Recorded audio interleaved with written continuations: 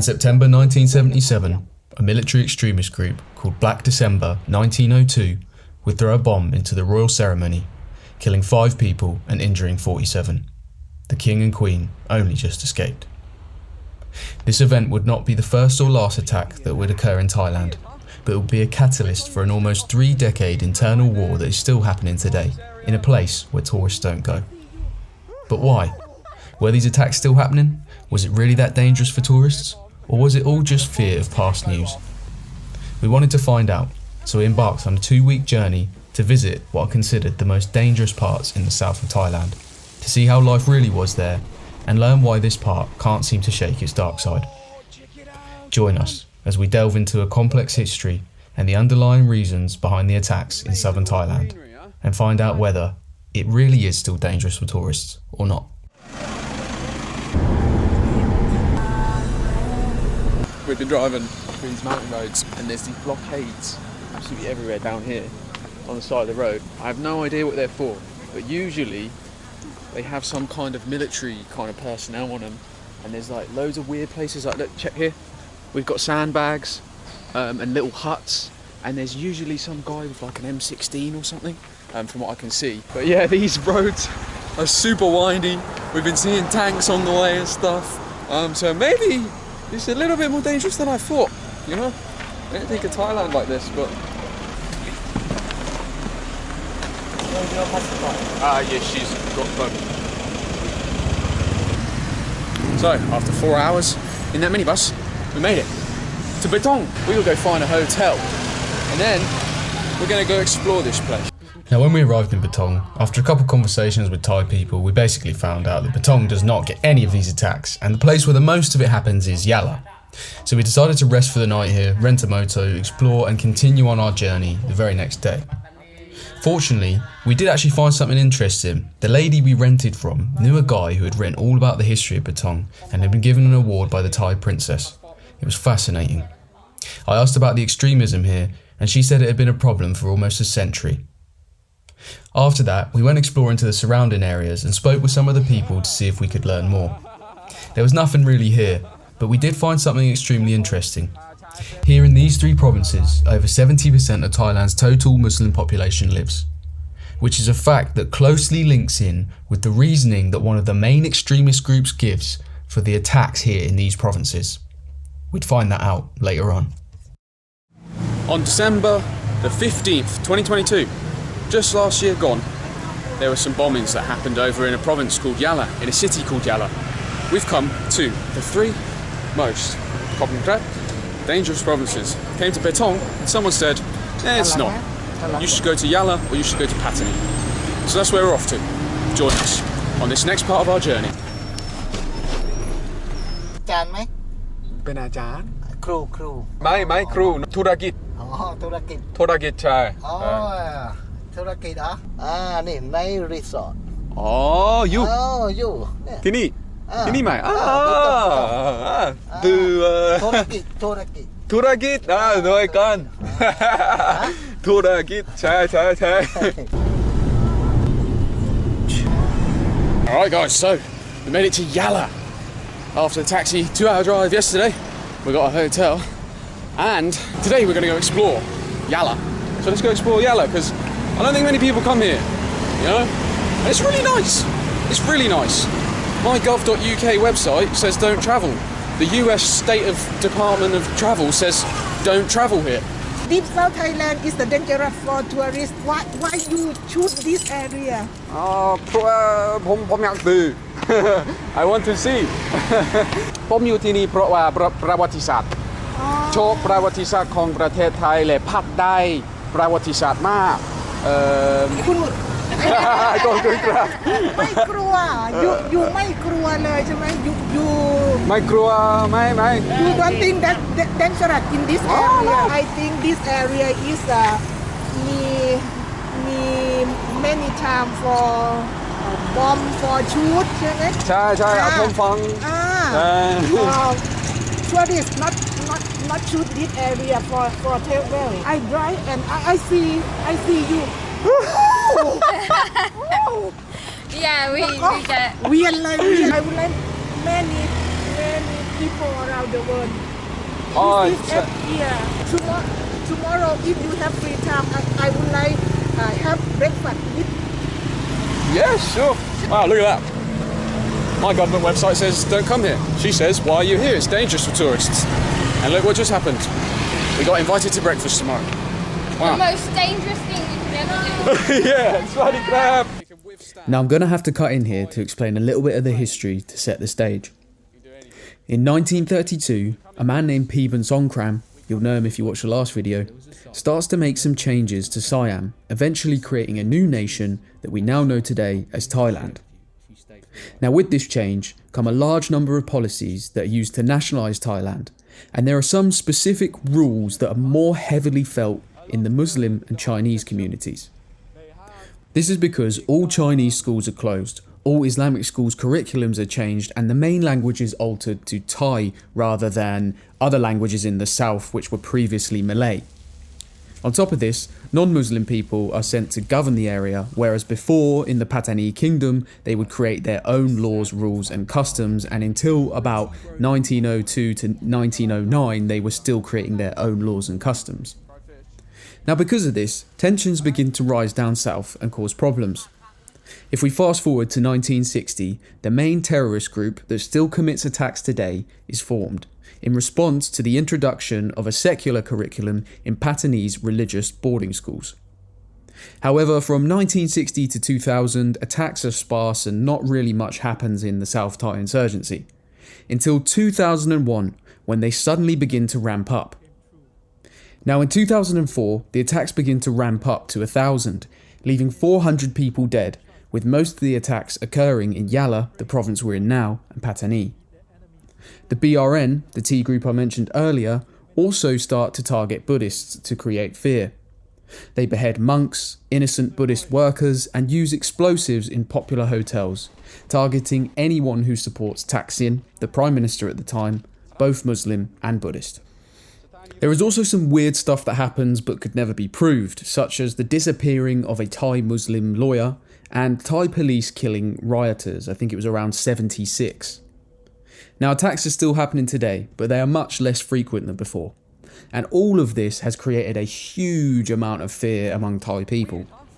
When telling my friends I was going to these three provinces, they said that I shouldn't and that it was dangerous, also mentioning that it was much more dangerous for Thai Buddhists to go to as well. So when I arrived, I was shocked to be met with so many friendly people. And apart from the X-ray machines and the weird outposts, there was nothing really to be afraid of. People were just incredibly curious and friendly and wondered why the hell we were there. And it hit me there. All of these events can create fear for such a long time and create fear around a certain group of people in a land when, for the majority of them, it's not true. And only by travelling into these fearful locations can you then uncover the truth of what people go through in daily life there. Anyway, we explored Yala for a little more after, going through some of the interesting markets and meeting many people who offered us free food, even though I tried to pay, and were curious as to where we came from. I also learned a little bit more of the language. Farangin farang, huh? Bananas can't be gang. This is what I learned.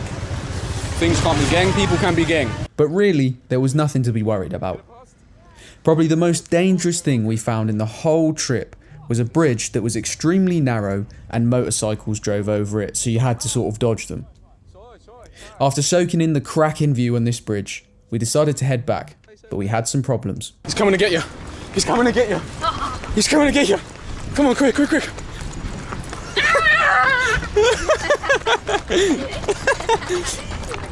Oh, there we go. Okay. Sorry, crab. Good morning from sunny southern Thailand, Yala. Today we're off to Patani, the third and final province that we want to visit. Now remember, when I said that there was a bomb that went off in Yala, that was actually on the train line. Today, we're getting the train. Patani. Yes. Okay. Okay. ขอบคุณครับ สวัสดีครับ สวัสดีค่ะ ผมอยากไปจังหวัดปัตตานี สวั น้อยมาก อย่า ไป พูด ปัตตานีบ่ายโมง50ค่ะ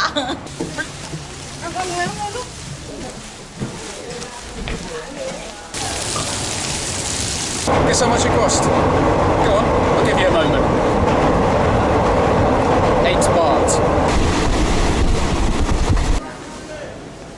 Oi, oi, we made it. Patney. Here, now we gotta figure out a way to get to the town because it's quite far away from here. So, let's go do that and then find a hotel. Hey, why not, mate?